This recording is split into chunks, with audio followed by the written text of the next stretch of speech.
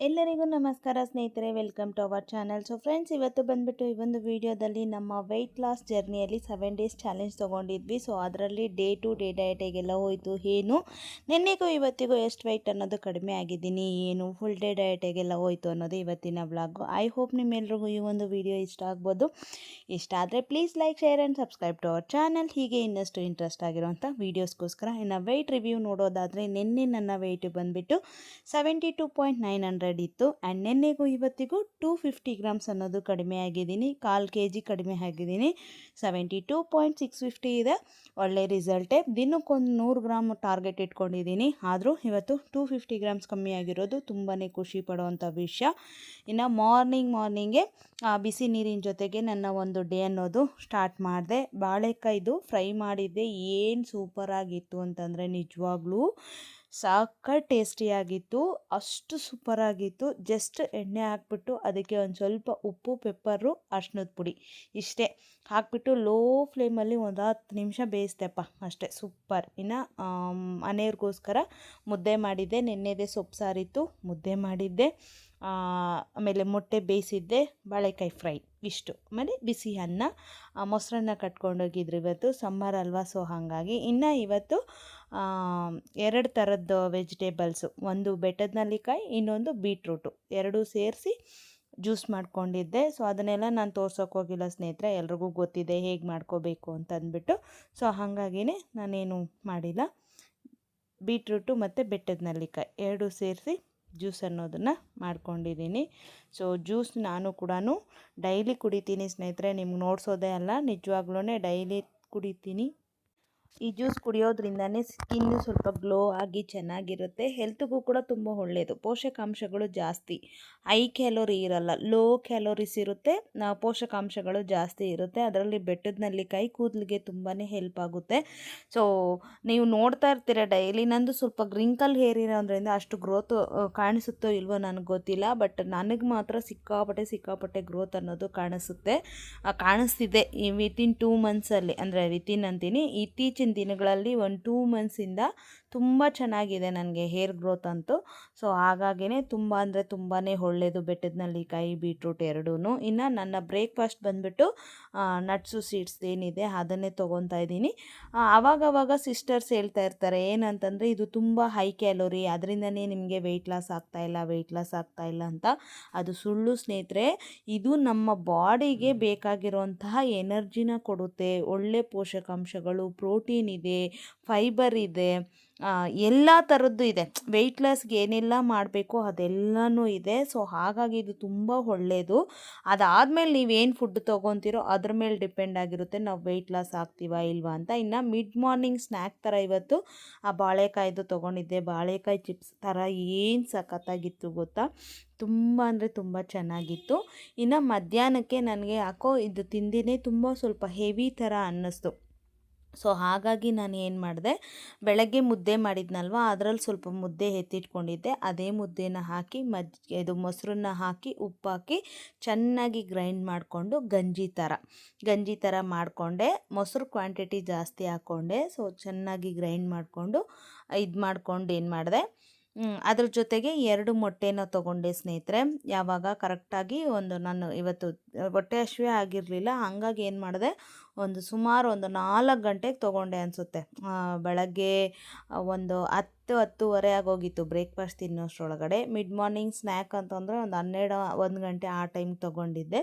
So ಹಾಗಾಗಿ ನನಗೆ ಹೊಟ್ಟೆ ಹಸಿವು ಇರಲಿಲ್ಲ. ಸೊ ಹಾಗಾಗಿ ಏನು ಮಾಡಿದೆ, ಕರೆಕ್ಟಾಗಿ ಒಂದು 4 ಗಂಟೆಗೆ ಅನಿಸುತ್ತೆ 2 ಮೊಟ್ಟೆ, ಇದು ಗಂಜಿ ತೊಗೊಂಡಿದ್ದೆ.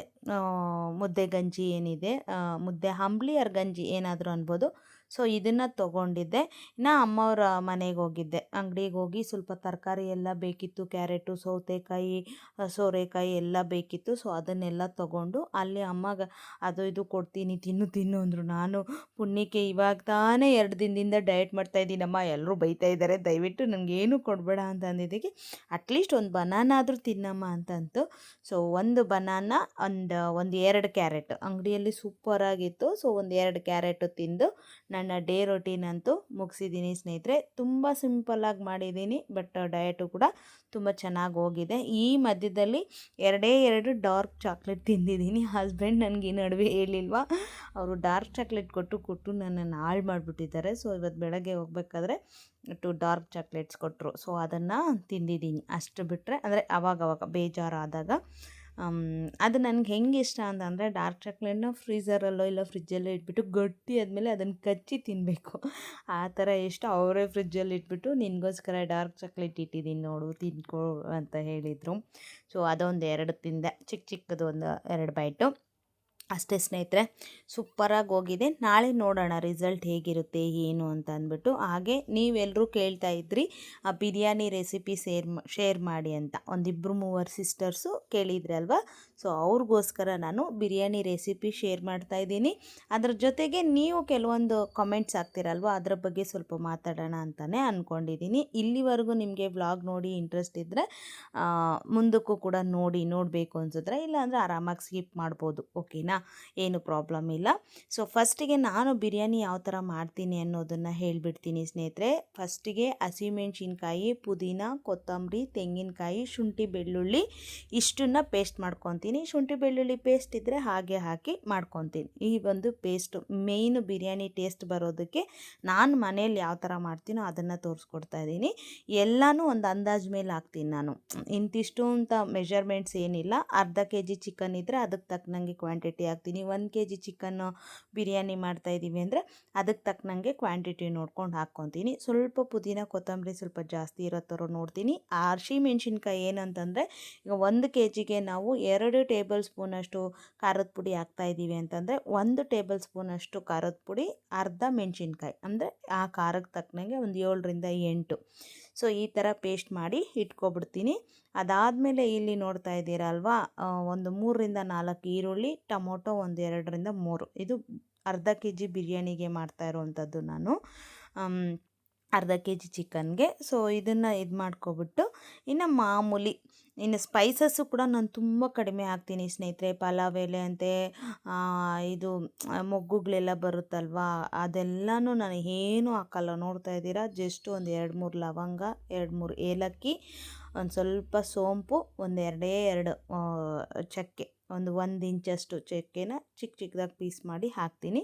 ಸ್ಪೈಸಸ್ ಇತ್ತು ಅಂದರೆ ಹಾಕ್ಕೊಂಡ್ರೆ ಇನ್ನೂ ಫ್ಲೇವರ್ ಅನ್ನೋದು ಚೆನ್ನಾಗಿರುತ್ತೆ. ಸೊ ನನ್ನ ಹತ್ರ ಇವತ್ತು ಇಷ್ಟೇ ಇದ್ದಿದ್ದು. ಇನ್ನೊಂದು, ನಾನು ಯಾವಾಗಲೂ ಜಾಸ್ತಿ ಸ್ಪೈಸಸ್ ಎಲ್ಲ ಯೂಸ್ ಮಾಡಲ್ಲ ಅಷ್ಟೇ. ಅದಾದಮೇಲೆ ಈರುಳ್ಳಿನ ಹಾಕಿ ಚೆನ್ನಾಗಿ ಫ್ರೈ ಮಾಡ್ಕೋಬೇಕು. ಟೊಮೊಟೊ ಹಾಕಿ ಚೆನ್ನಾಗಿ ಫ್ರೈ ಮಾಡ್ಕೋಬೇಕು.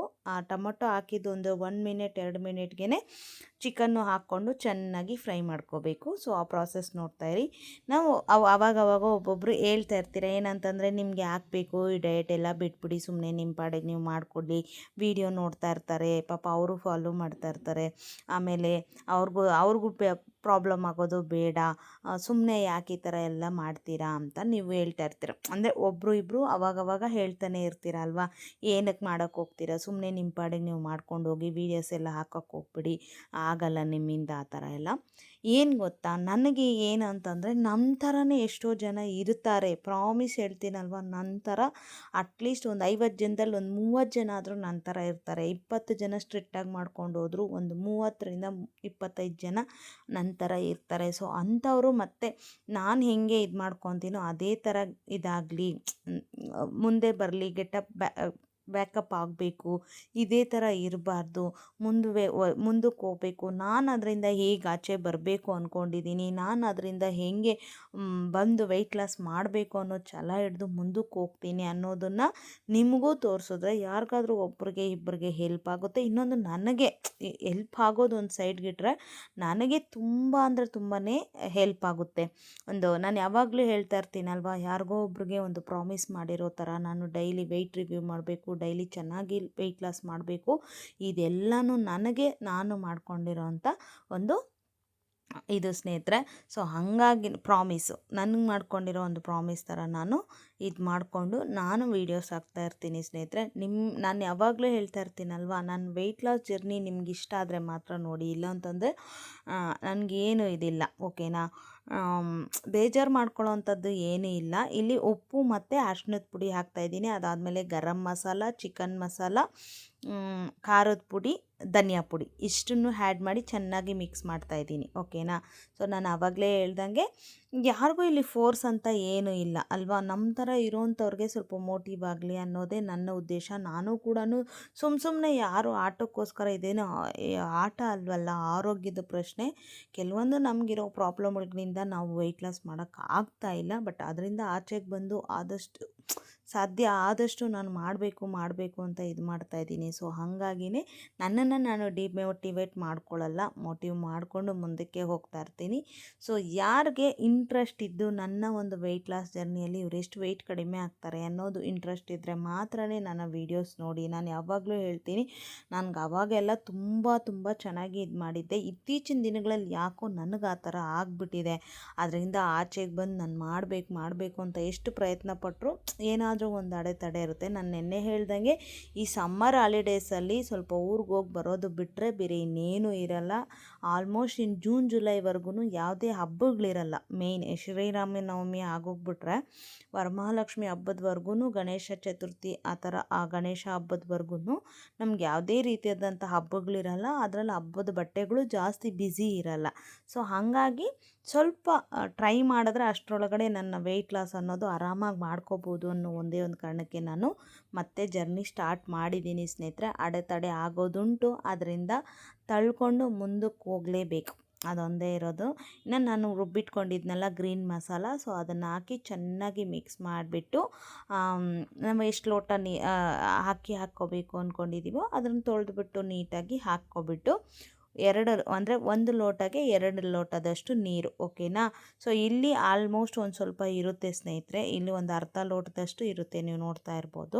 ಸೊ ಅದನ್ನು ನೋಡಿಕೊಂಡು ನೀವು ಹಾಕಿ. ನಾನು ಯಾವಾಗಲೂ 2.5 ಗ್ಲಾಸ್ಗೆ 4.5 ಗ್ಲಾಸೇ ನೀರು ಹಾಕೋದು. ಯಾಕೆ ಅಂತಂದರೆ ಇಲ್ಲಿ ಆಲ್ರೆಡಿ ಒಂದು ಅರ್ಧ ಲೋಟ ನೀರಿರುತ್ತೆ. ನಾವು ಅಕ್ಕಿ ಹಾಕಿರೋವಾಗ ಆಗಿರ್ಬೋದು, ಆ ಮಸಾಲೆ ಎಲ್ಲ ಇದಾಗೋವಾಗ ಅರ್ಧ ಲೋಟದಷ್ಟು ಇರುತ್ತೆ. ಸೊ ಹಾಗಾಗಿ ನಾನು 2.5 ಲೋಟ ಅಕ್ಕಿ ಹಾಕಿದ್ರೆ 4.5 ಹಾಕ್ತೀನಿ. 2 ಲೋಟ ಅಕ್ಕಿ ಹಾಕಿದ್ರೆ 3.5 ಲೋಟದಷ್ಟು ನೀರು ಹಾಕ್ತೀನಿ. ಅಂದರೆ ಅರ್ಧ ಲೋಟ ಕಮ್ಮಿ ಮಾಡಿ ಹಾಕ್ತೀನಿ. ಸೊ ಈ ಥರ ಮಾಡಿಕೊಂಡ್ರೆ ಬಿರಿಯಾನಿ ಅಂತೂ ಸೂಪರ್ ಟೇಸ್ಟಿಯಾಗಿರುತ್ತೆ. ಉಪ್ಪು ಖಾರ ಎಲ್ಲ ಲಾಸ್ಟಲ್ಲಿ ಒಂದು ಸಲ ನೋಡ್ಕೊಳ್ಳಿ. ನೀರು ಹಾಕಿದ್ಮೇಲೆ ನೋಡಿಬಿಟ್ಟು ಒಂಚೂರು ಉಪ್ಪು ಕಮ್ಮಿ ಇದ್ದರೆ ಉಪ್ಪು ಹಾಕ್ಕೊಳ್ಳಿ, ಖಾರ ಕಮ್ಮಿ ಇದ್ದರೆ ಖಾರ ಕಮ್ಮಿ ಹಾಕ್ಕೊಳ್ಳಿ. ಇನ್ನೇನು ನಾನು ಹಾಕಲ್ಲ ಸ್ನೇಹಿತರೆ, ಇದಕ್ಕೆ ಬೇರೆ ಥರದ್ದು ಎಂಥದ್ದು ಇರೋಲ್ಲ. ಮಾತ್ರ ಸಖತ್ತು ಟೇಸ್ಟಿಯಾಗಿರುತ್ತೆ. ನಾನು ಹೇಳ್ತೀನಲ್ಲ, one of my favourite recipe ಅಂತಂದರೆ, ನಾನು ಮಾಡೋದ್ರಲ್ಲೇ ಮೋಸ್ಟ್ ಫೇವ್ರೆಟ್ ಅಂದರೆ ನನಗೆ ಬಿರಿಯಾನಿ ರೆಸಿಪಿನೇ. ಏನು ಬೇಕಾದರೂ ಸ್ಯಾಕ್ರಿಫೈಸ್ ಮಾಡ್ತೀನಿ, ಬಿರಿಯಾನಿನ ಮಾತ್ರ ನಾನು ಸ್ಯಾಕ್ರಿಫೈಸೇ ಮಾಡಲ್ಲ, ಅಷ್ಟು ಇಷ್ಟ. ಅದಕ್ಕೆ ಸೊ ಈ 7 ಡೇಸಲ್ಲಿ ಕೂಡ ನಾನು ಬಿರಿಯಾನಿ ತೊಗೋಬಾರ್ದು ಅಂದ್ಕೊಂಡೇ ಇದ್ದೀನಿ. ಸೊ ಒಂದು 7 ಡೇಸ್ ಅಂತಲ್ಲ, ಒಂದು 15 ಡೇಸ್ವರೆಗೂ ಸ್ಕಿಪ್ ಮಾಡೋಣ ಬಿರಿಯಾನಿನ ಅಂತಲೇ ಅಂದ್ಕೊಂಡಿದ್ದೀನಿ. ಆದಷ್ಟು ಟ್ರೈ ಮಾಡ್ತೀನಿ. ಓಕೆ. ಸೊ ಡೇ 2 ಅಂತೂ ಸೂಪರಾಗಿ ಮುಗಿಸಿದ್ದೀನಿ ಸ್ನೇಹಿತರೆ. ನಾಳೆ ಕೂಡ ನನಗೆ ಒಳ್ಳೆ ರಿಸಲ್ಟೇ ಸಿಗುತ್ತೆ ಅನ್ನೋ ಹೋಪ್ ಇದೆ. ನೋಡೋಣ ಯಾವ ಥರ ರಿಸಲ್ಟ್ ಸಿಗುತ್ತೆ ಏನು ಅಂತ. ಸ್ವಲ್ಪ ನಾಳೆಯಿಂದ ಸ್ವಲ್ಪ ಡಯಟನ್ನು ಸ್ವಲ್ಪ ಚೇಂಜಸ್ ಮಾಡ್ತಾಯಿದ್ದೀನಿ.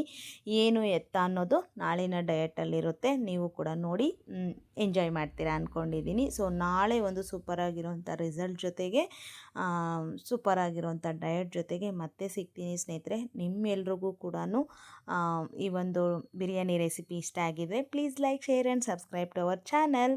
ಹೀಗೆ ಇನ್ನಷ್ಟು ಇಂಟ್ರೆಸ್ಟ್ ಆಗಿರೋಂಥ ವೀಡಿಯೋಸ್ಗೋಸ್ಕರ ಇದಕ್ಕೆ ಕಾಂಬಿನೇಷನ್ ಆಗಿ ನಾನೇನು ಮಾಡಿದ್ದೆ ಅಂತಂದರೆ ಚಿಕನ್ ಡ್ರೈ ಇದು ಮಾಡಿದ್ದೆ. ಓಕೆ. ಸೊ ನಾಳಿನ ವ್ಲಾಗಲ್ಲಿ ಸಿಗ್ತೀನಿ. Thank you for watching. Have a nice day. Bye.